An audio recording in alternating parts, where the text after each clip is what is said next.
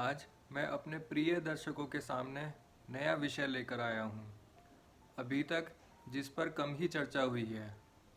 हमारे शरीर में जो रोग, डिसीज़, बीमारी होती हैं, उनका कहीं ना कहीं हमारी ग्रह दशाओं और जन्म कुंडली से उनका संबंध होता है।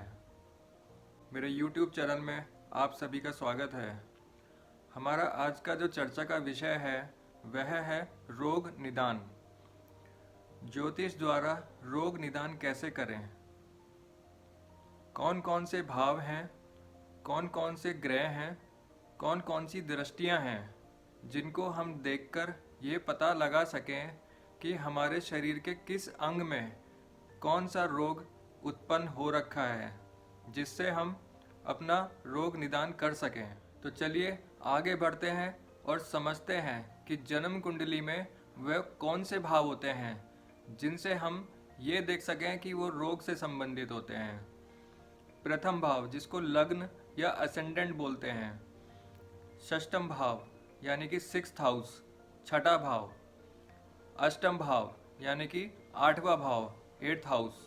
और द्वादश भाव यानी कि 12th हाउस, 12वां भाव। ये सभी वह भाव हैं जिनका संबंध रोग से होता है। यह भाव जातक को रोगी बना सकते हैं या ये कहें रोगी बनाते हैं। तो आइए समझते हैं और इनका अध्ययन करते हैं कि कौन सा भाव किस बीमारी के बारे में बताता है। जो प्रथम भाव है वो हमें जातक के स्वास्थ्य के बारे में बताता है। उसका एक्सटर्नल अपीयरेंस कैसा है, उसका स्वास्थ्य कैसा रहेगा, यह हमें प्रथम भाव से पता चलता है। षष्ठम भाव, षष्ठम भाव छठा भाव। छठा भाव मुख्यतः बीमारी, डिसीज, रोग का ही भाव है। अष्टम भाव, अष्टम भाव में क्रोनिक डिसीज, एक्सीडेंट, ये सब दिखाता है। और द्वादश भाव, द्वादश भाव से हमें बेड रेस्ट, हॉस्पिटल और एक्सपेंसेस, खर्चे का पता चलता है। अगर जातक का स्वास्थ्य की स्थिति ज़्यादा खराब नहीं है तो वो घर पे रहकर भी आराम करके स्वास्थ्य ठीक हो जाता है। अगर जातक का स्वास्थ्य की स्थिति ज़्यादा खराब होती है तो उसको हॉस्पिटल में एडमिट कराना पड़ता है, जो कि वहाँ फिर खर्चा भी दिखाता है। तो इन भावों से इन कारकों का पता लगता है। प्रथम भाव शरीर के बारे में बताता है। षष्ठम भाव मुख्यतः बीमारी, डिसीज, रोगी के बारे में बताता है।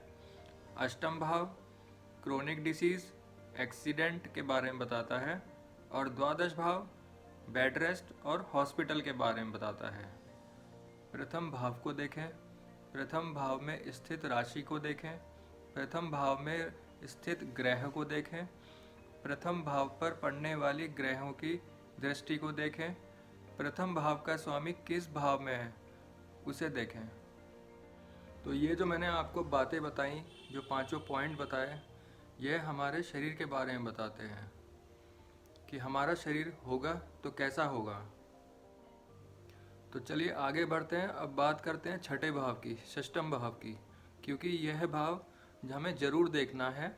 यह भाव मुख्यतः बीमारी का भाव है कि कहीं इसमें लग्नेश तो नहीं बैठा। यदि लग्नेश बैठा है तो वो कमज़ोर हो जाएगा।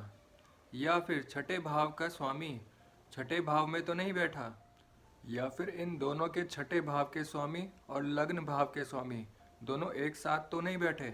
यदि बैठे होंगे तो वह जातक को रोगी बना देंगे।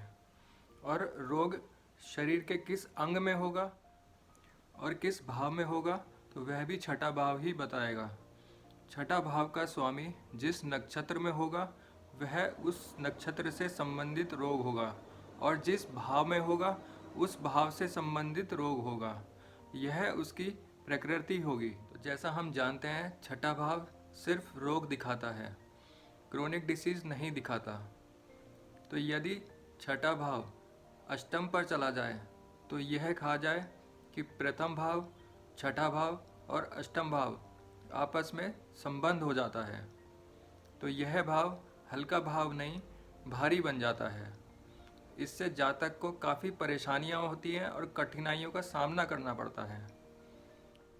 अगर किसी क्रूर ग्रह की दशा या महादशा आ जाए, मान लीजिए शनि की महादशा, राहु की महादशा या केतु की महादशा, और जातक उस समय क्रोनिक डिसीज से पीड़ित है, तो बीमारी डायग्नोज होने में भी काफ़ी कठिनाइयों का सामना करना पड़ता है।